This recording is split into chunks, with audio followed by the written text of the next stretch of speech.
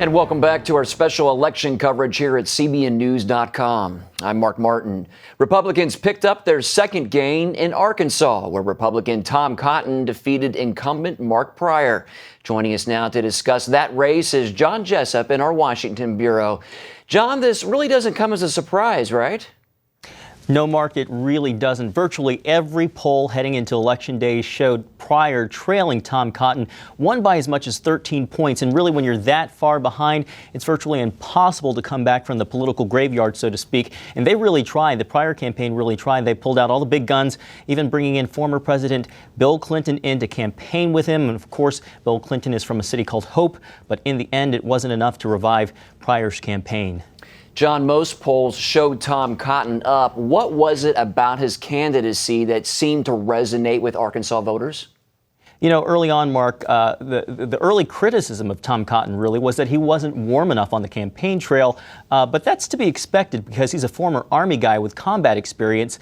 And plus, he's a Harvard-educated attorney, and he served one term in Congress representing the natural state. But really, in the end, this was really a referendum, so to speak, on Mark Pryor and what the campaign, the Cotton campaign, did to really paint him as close to President Obama and his policies like Obamacare. And in the end, that's what really did Mark Pryor in. And I think in the final analysis, what we're looking at in the natural state is that this race, the fact that Republicans picked up their second seat in Arkansas, definitely turned the natural state into a definitively more red state. And that it did. All right, John Jessup in our Washington bureau. Thank you so much, John. Thanks, Mark. Senate Republican leader Mitch McConnell won a hard-fought sixth term Tuesday, putting him a step closer to his lifelong dream of becoming majority leader and getting the GOP off to a good start in its goal of taking control of the Senate. John Waggy is back. John, was it a tough battle for McConnell? It was a tough battle for McConnell. He had Democrats just delirious months ago with the idea that they might be able to knock him off. And for a while there, it looked like it did. He had kind of a tough primary challenge in the early going, and he dispatched his opponent there. And as the weeks rolled down to the end, he did start to pull away from Grimes a little bit. And she shot herself in the foot with her refusal to say that she voted for President Obama when it was clear that as a Democrat representing at the convention delegate, she had to vote for Obama. You know, she wouldn't say it, and that hurt her.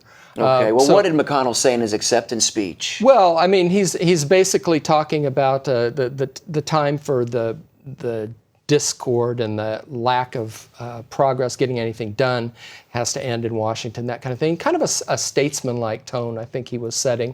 And relaxed, I would say a bit relaxed, not overwhelmed with it.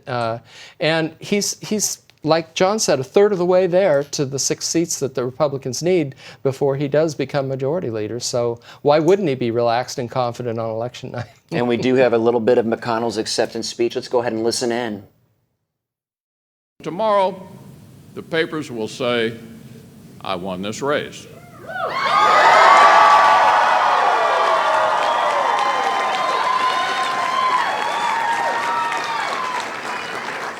But the truth is, tonight we begin another one that's far more important than mine. And that's the race to turn this country around. All right. Well, John, let's talk about Florida now. The governor's race we talked about earlier is surprising you. Yeah, Mark. In our prediction show yesterday, I picked Charlie Crist to beat Rick Scott. This has not been called yet. It's still too close to call, but with 90% of the vote counted, Rick Scott, the incumbent, leads Charlie Crist, the former governor turned Democrat, by about 3 points in the polls. So if the votes left to come from Dade County and Broward County and some of the heavy Democratic areas, then Crist could push past him. But right now, it's a pretty surprising result for me. I didn't know that Rick Scott would stay that strong through the night. So and that's a big GOP hold if they'll hold on to the governorship in Florida. And another surprising race tonight is the race for Senate in Virginia. Absolutely. It's like a majority of the votes have been cast, and Ed Gillespie still holds a slight lead over Mark Warner. That one, even if it goes down and Warner ends up winning it, that's still a huge achievement for Gillespie to make it this close this late in the evening. Okay. Thank you, John. Sure. Appreciate it. And we now go to David Brody, he's going to talk about Florida as well. David, of course, is our chief political correspondent based in our Washington bureau. David, what's the latest? Well, there are a lot. I mean, where do we even begin? Actually, I want to kind of begin back what John was talking about with Tom Cotton. I mean, look, this was a big deal. The fact that Tom Cotton beat Mark Pryor. A lot of folks thought Mark Pryor was going to actually win. But that changed, and it changed in a hurry. And so, you had obviously issues there with Pryor's campaign. And before we even get to any of that, I want to bring in a guest. This is live television. This is digital. Right. Look, here we are. Don't you love the internet? Love it. Look who showed up in the shot. It's Penny Nance. Nice. With Concerned Women for America. We know her well. How are you? I am great. Thank you for having me on it. I couldn't stay away. Well, you found us. We're here. It's wonderful. Listen, I want to ask you, things are shaping up pretty well so far. Tom Cotton winning now in Arkansas. Ed Gillespie, close in Virginia. What's going on? Goodness. So what are you hearing out in the States? I mean, look, you guys have put boots on the ground in so many of these states. Well, what's the general sense? Well, and you're right. I mean, Concerned Women for America has been active, working to promote conservatives in these states. We've done a lot of voter ID and voter turnout work, a lot of get out the vote work. And then, of course, our PAC has endorsed, many candidates, being good conservative candidates, including Ed Gillespie, including Tom Cotton, including Joni Ernst, including Cory Gardner in Colorado. Ed's the hard one of the ones I just mentioned. I think every one of those, Cory Gardner, I think is definitely going to win. I think the question marks right now are, and I think Joni Ernst is going to win. You do think she's Yes, going to I do. And I am predicting by maybe even 3 or 4 points. I mean, I think she's got it because of the wave. And by the way, you probably know this, there's more Democrat voters, registered Democrats in the state of Iowa, but she's brought in a lot of new people. Just her message, her strong message, no nonsense. I love what she said about the war on women. She said, I am a woman and I've been to war. And I know the difference between a real war on women and this fake manufactured, strident, fake, Democratic cry. Are you reaching for the Pepto-Bismol on this war on women? I'm so sick of it. In fact, we have a great resource that's just our answer to that. It's a booklet on our website called War No More. And it's the truth, the good, hard data, economic numbers. I mean, the truth is we enjoy more freedom and more economic opportunity as women in this country than anywhere else in the world and in any other place in time.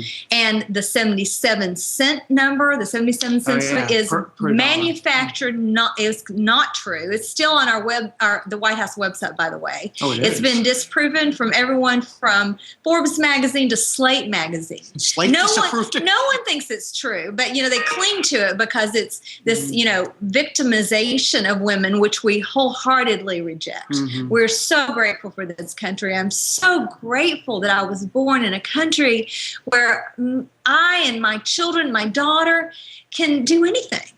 God has just given us such a gift, and so we're so grateful for this nation. Speak a little bit to this idea that this isn't about a big Republican victory potential tonight. That it's not so much about that as it is about mobilizing evangelical voters and really kind of fighting for those values that Concerned Women for America deals with on a day-to-day basis. A lot of times we get sucked into the politics of it. Well, and we shouldn't be because, the Lord has not come back. If the Republicans win tonight, it has not been the second coming. There will still be a lot of work to do to stand firm for life. We got a lot of work to do on the issue of marriage. We need to get rid of this national debt that is bogging us down. We've got to create a atmosphere in which businesses can create jobs. And so we have a lot of work to do regardless of who wins. But my predictions, Republicans have it. I think they have 8+ seats, new seats tonight. And I was getting ready to say, I think the question marks, I think North Carolina is a question mark. I think Louisiana will go to a runoff. I think Georgia will go to a runoff. And Virginia's still a question mark. But I tell you, Ed Gillespie's a friend, and I'm certainly praying. But just so I understand, if Louisiana goes to a runoff, Mary Landrieu's in That's trouble. right. She's done. Yeah, she's done. She's done, but I think that won't be decided probably until December. Until December, first 4th. week in December. Right. And then I believe the runoff in Georgia is not until January, Right, if I understand correctly. But I think we'll know tonight. I believe. I want to ask you a quick question before you get out of here. Sure. This fetal pain bill. Yes. Mitch McConnell has said. Yes, that he has. Lindsey Graham's pushing him He on it. promised me. Yeah. Like I've had this conversation with Mitch McConnell. We will get a vote on the fetal pain bill. No question. If Republicans take the Senate tonight, and as a reminder, the House already voted on this bill. We had a beautiful 2 summers ago campaign where the Republican women, conservative women, took the floor, led the battle, and pushed that through to victory. So you can look forward to. I've already gotten the word from him before this election that if he were actually majority leader, we would get a vote on that bill. I believe that will happen, but that's not enough. Certainly, Sure. I'd like to have a vote on sex selection. Right. I mean, I think that is such an important issue, and it's a real issue in certain areas, certain demographic groups. It exists, it's real, and then certainly conscience protections. The fact that Obamacare is forcing people of faith to violate our conscience and pay for other people's abortion and abortion-inducing drugs. The fact that when people I want to repeal Obamacare, but in the meantime, while it's going, we at least need to know what plans cover abortion. People don't know. Right. And that's, they mean that to happen. Sebelius actually wanted that to happen because they know that many people will choose against plans that cover abortion. So we've got a lot of work to do. Nancy, it was a pleasure. Thank you, David. Thank you so much. God bless you. She literally was running. I saw her run. Very good. I'm wearing my cowboy boots right now, as a matter of fact. And she did it all in cowboy boots. Look at that. Mark, back to you. God bless. I'll tell you what, you too, Penny. Of course, David Brody with Penny Nance of Concerned Women for America. John Waggy is back. And Penny did reference an Iraq war veteran, when she was talking about the real war on women. And this is a big night for Iraq veterans. I mean, Cotton from Arkansas, Ernst from Iowa, Sullivan in Alaska. Talk about that. Well, only one of them has won so far. The polls haven't even closed in Alaska. They're about to close in Iowa. But this could be a big night for Iraq veterans in the Republican Party. 3 people who I think have boosted their candidacies because of the Syrian Red Line, the fight against ISIS, the fact that the Middle East seems to be falling apart under the administration's watch, and the Ebola scare. A lot of things in foreign policy and events that are kind of concerning in the world, I think, have brought these Iraq veterans to the forefront. And I wouldn't be surprised if all 3 of them won tonight. We don't know that, of course, but Cotton has already been the first one to win, and the other 2 may follow behind. Yeah, they just may. All right, John. Thanks. We'll stay on top of it. All right. And stay with CBN News all night for updates right here on our news channel. We're live at 15 minutes after the hour and at 15 minutes before. Or just watch us on demand anytime. Plus, follow us on Facebook or Twitter at #CBN Election 2014. Go to our special election page for our reporters' live Twitter feed. We'll be back at 8:45 with the latest on some of the races. In the meantime, of course, stay with us online for continuous updates.